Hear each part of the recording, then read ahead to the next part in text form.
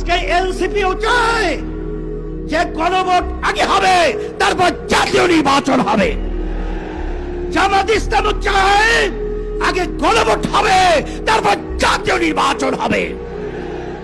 শুধু একটা দল বিএনপি, তারা ভোট চায় কখন? জাতীয় নির্বাচনের দিন। বাংলাদেশের মানুষ বুঝে গেছে আপনাদের উদ্দেশ্য ভালো না।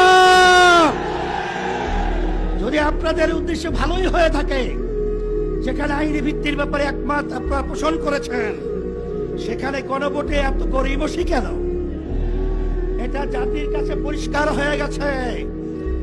আমরা অন্তর্বর্তী সরকারকে বলবো, আমরা শান্তিপ্রিয়। বারবার রাস্তায় রোদ্রে আমাদেরকে পোড়াচ্ছেন, আপনারা পুড়িয়েছেন, আর কত রাস্তায় নামতে হবে?